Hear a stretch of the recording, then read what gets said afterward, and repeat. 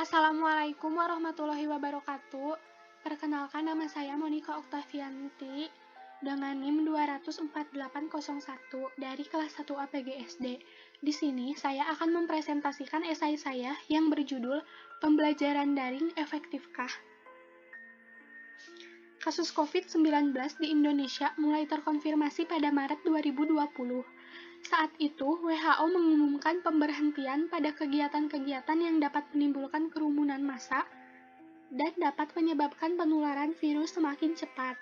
Tersebarnya virus corona di Indonesia membuat seluruh sistem kelembagaan mengalami perubahan. Sistem pendidikan adalah salah satu dari sistem kelembagaan yang akhirnya ikut menyesuaikan pembelajaran.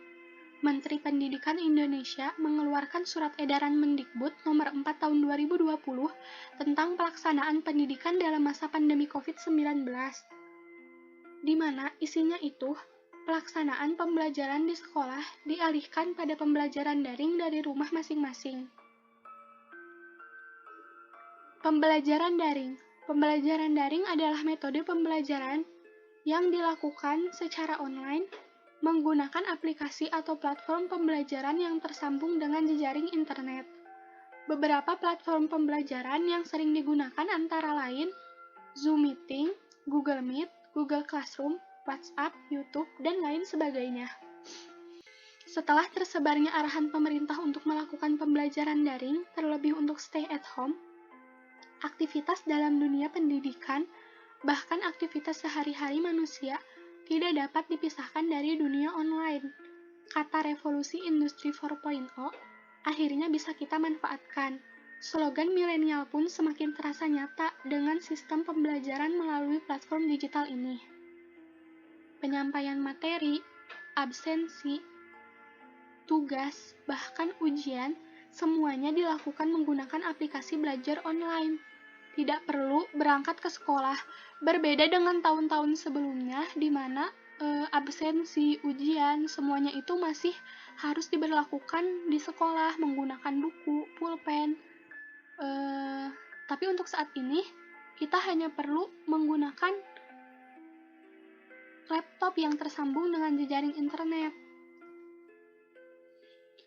Pembelajaran daring ini menjadi ikon dalam sistem pendidikan di Indonesia, tetapi kemunculannya menimbulkan pro dan kontra di masyarakat. Pengarahan dan penyampaian tentang makna pembelajaran daring kepada masyarakat belum terlalu menyeluruh. Apalagi, perubahan sistem pembelajaran ini dilakukan secara mendadak, di mana pastinya para peserta didik bahkan guru mengalami ketidaksiapan untuk melakukan pembelajaran daring ini. Kegelisahan dari orang tua pun muncul sejalan dengan diperpanjangnya waktu untuk pembelajaran daring.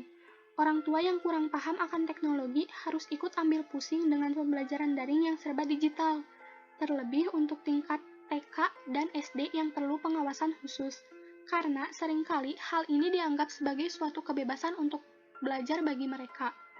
Hambatan dan tantangan lainnya juga banyak dirasakan, misalnya, yang pertama, kurang mendukungnya alat penunjang pembelajaran seperti laptop, handphone, dan komputer. Alat-alat penunjang ini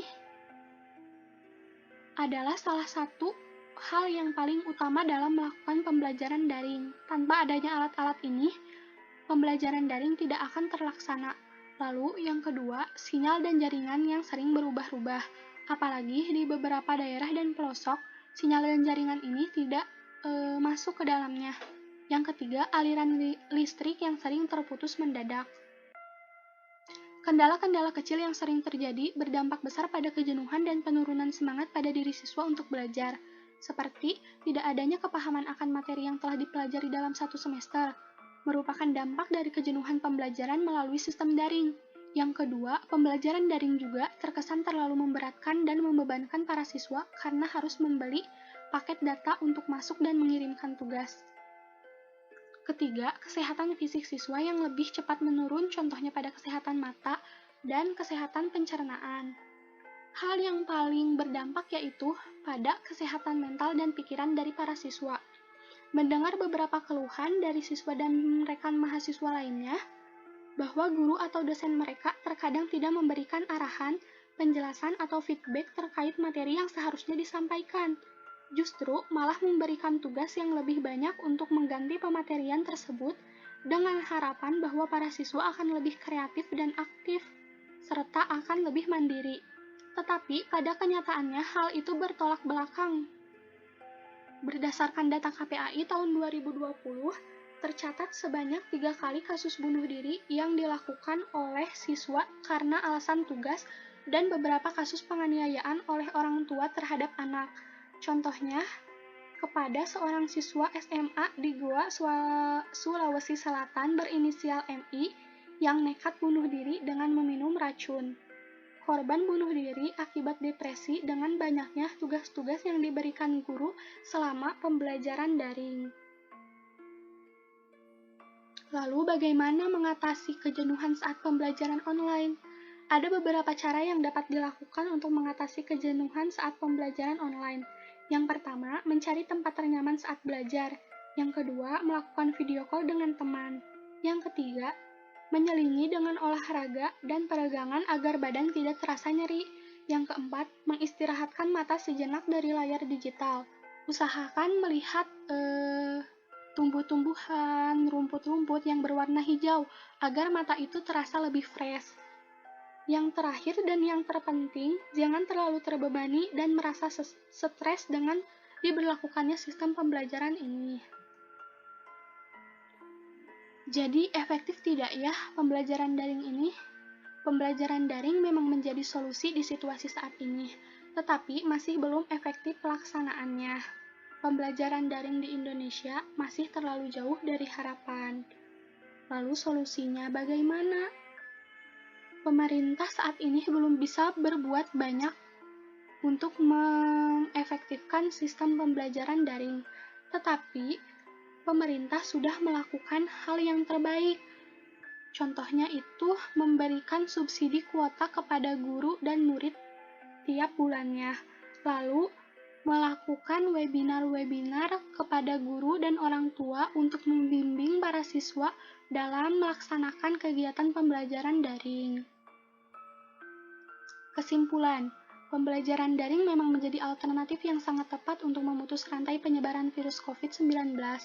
Namun, banyaknya hambatan dan ketimpangan dalam pelaksanaannya membuat sistem pembelajaran daring dirasa kurang efektif. Pemerintah tidak dapat berbuat banyak. Mereka sudah melakukan hal yang terbaik untuk mengatasi hambatan dan mengefektifkan kegiatan pembelajaran daring. Semoga setelah pandemi ini berlalu, masalah-masalah tersebut dapat dijadikan bahan evaluasi pemerintah untuk membenahi kembali sistem pembelajaran daring, terlebih untuk mengarahkan anggaran pada peningkatan kurikulum digital dan persiapan alat penunjang pembelajaran, serta pengedukasiannya secara baik dan benar kepada seluruh masyarakat. Kesiapan dan penguasaan skill dalam penyampaian materi dari para pendidik juga sangat diharapkan. Saat ini, kita hanya perlu berdoa semoga wabah COVID-19 dapat segera berlalu dan kita dapat melaksanakan aktivitas pembelajaran secara langsung. Sekian, wassalamualaikum warahmatullahi wabarakatuh. Terima kasih.